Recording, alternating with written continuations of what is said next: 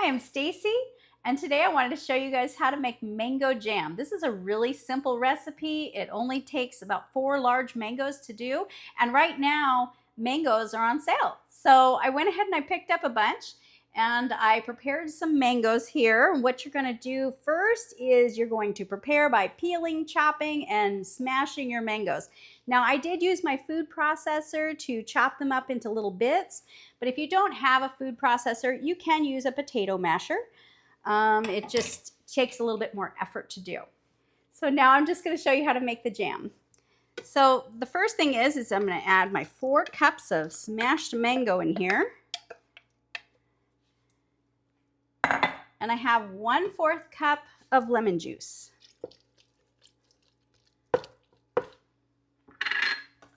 Then I'm going to add 1 box of this MCP powdered pectin.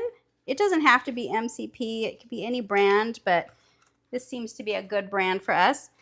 And now I'm just going to bring this to a simmer. So we don't want to go too high on the heat because you don't want to burn it. So I'm just going to stir and simmer it. And once it comes up to a simmer, then I'm going to show you the next step. The mango jam mixture is bubbling and perfectly hot, so I'm going to go ahead and add 6 cups of granulated sugar.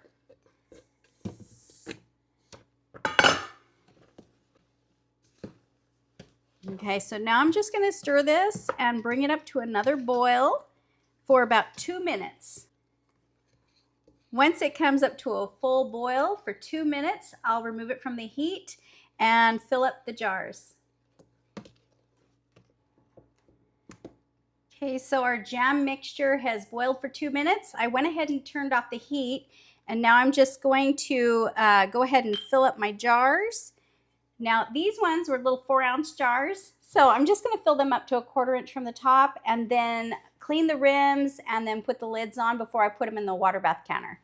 Let me just go ahead and fill these up and then I'll show you the next step.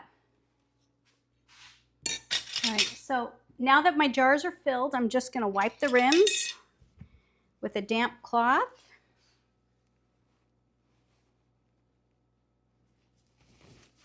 So I just use my tongs to dip it out of the hot water, and then you put the ring on it fingertip tight. So we're not going to like crank it on all the way, just kind of turn it until it's fingertip tight.